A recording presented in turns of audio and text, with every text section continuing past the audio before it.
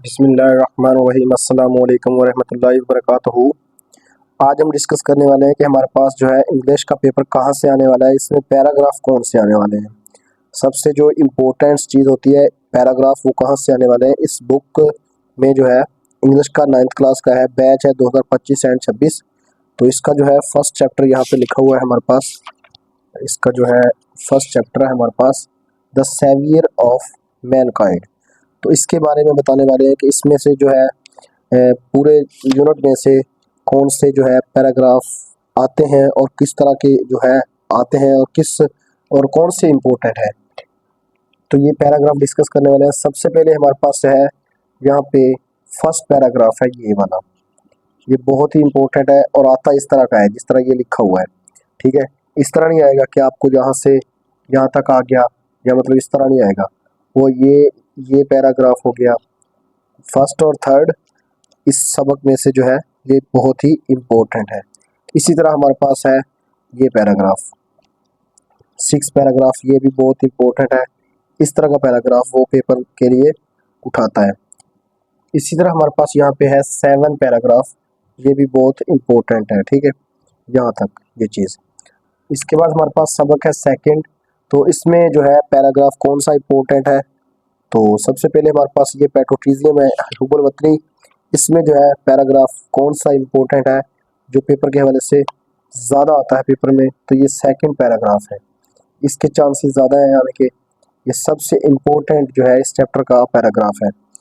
उसके बाद हमारे पास इसी सबक में से पैराग्राफ है पैराग्राफ नंबर 5 पेट्रोटिज्म, और यहाँ तक ये भी बहुत इम्पोर्टेंट है। आपने यहाँ पे ये भी इसकी रीडिंग भी करके जानी है। ये 2 चैप्टर हैं, इसी में से एक 5 और 2, ये 2 पैराग्राफ है। मतलब ये 5 नंबर पैराग्राफ भी बहुत इम्पोर्टेंट है पेपर के हवाले से। अब हम चलते हैं चैप्टर नंबर 3 की जानिब। इसके बाद हमारे पास चैप्टर है चैप्टर नंबर 3।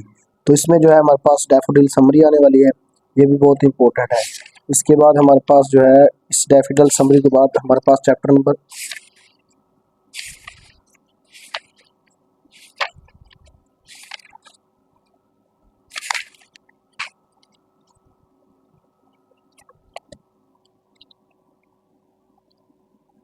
अब ये जो है चैप्टर हमारे पास हजरत अस्मा यूनिट नंबर 4 है। इसमें जो है हमारे पास इम्पोर्टेंट पैराग्राफ कौन सा है, तो हम इसको डिस्कस करने वाले हैं। यहाँ यहाँ पे हमारे पास जो है पैराग्राफ नंबर 3 इम्पोर्टेंट है। यहाँ पे हमारे पास हजरत अस्मा वाले सबक में से हमारे पास जो है पैराग्राफ जो है यहाँ तक सदीक तक, ये भी इसके चांसेस भी ज़्यादा हैं क्योंकि ये बहुत ही इम्पोर्टेंट है। इसमें बताया गया है किस तरह हज़रत अस्मा ने जो है सप्लाई की थी फूड जब आप सल्लम गारे हिरा में थे, तो ये भी इम्पोर्टेंट है। इसके बाद हमारे पास है पैराग्राफ, ये जो है on the night of migration, के हिजरत की आग क्या हुआ था, तो ये भी यहाँ तक हमारे पास जो है बहुत इम्पोर्टेंट पैराग्राफ है क्लियू तक। यहाँ से लेके ये पैराग्राफ बहुत इम्पोर्टेंट है पेपर के हवाले से, इसकी हमने क्या करनी है, उर्दू बनानी है। अब ये चैप्टर नंबर 4 भी कंप्लीट। अब हम चलते हैं चैप्टर नंबर 5 की जानब। अब ये जो है हमारे पास चैप्टर नंबर है 5। इसमें जो है हमारे पास औरतों के बारे में है, वुमेन्स के बारे में। तो इसमें जो है हमारे पास हज़रत खदीजा का किरदार है। तो सबसे पहले हमारे पास अगर हम देखें पैरा नंबर को, तो हमारे पास 5 और 4, ये स्टोरी ऑफ हज़रत खदीजा, ये वाला यहाँ तक वेल्थ तक आएगा। इसके बाद 5 in the modern day Pakistan, मतलब कि पाकिस्तान के मौके, मतलब कि पाकिस्तान के अंदर जो है मॉडर्न पाकिस्तान में क्या हो रहा है, तो ये यहाँ तक जो है क्राफ्ट तक, ये भी बहुत इम्पोर्टेंट पैराग्राफ है रीडिंग के हवाले से कि हमने इसको उर्दू में कन्वर्ट करना है।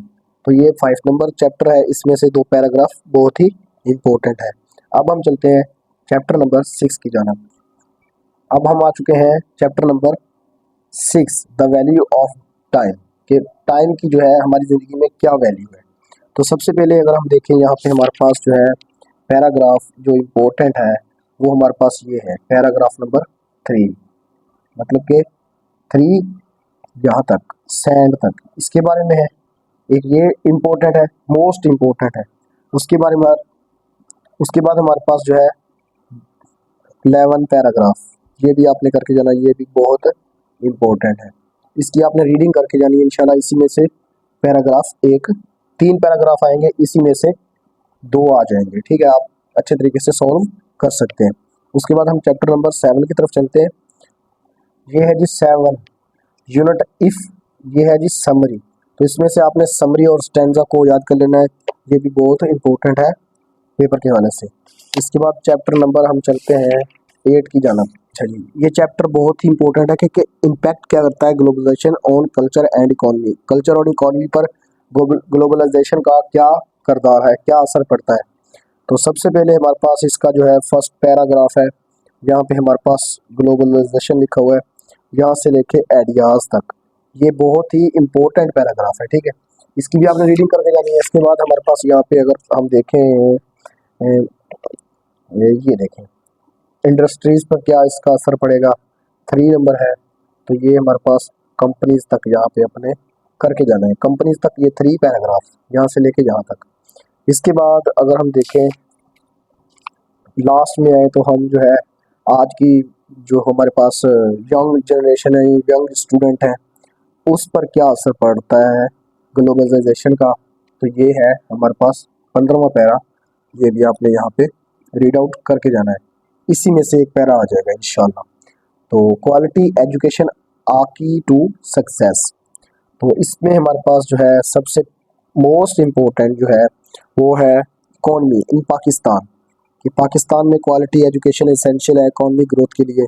तो इसके बारे में जो है पैराग्राफ इंजीनियरिंग तक, इंजीनियरिंग जहाँ पे लिखा हुआ है यहाँ तक, ये भी बहुत इम्पोर्टेंट है। इसके बाद हम चलेंगे आगे इसके अगले चैप्टर की तरफ। तो हमारे पास जो है टेक्नोलॉजी का जो है, टेक्नोलॉजी पर जो है पैराग्राफ है, ये डिस्कवरीज तक, ये भी बहुत इम्पोर्टेंट पैराग्राफ है।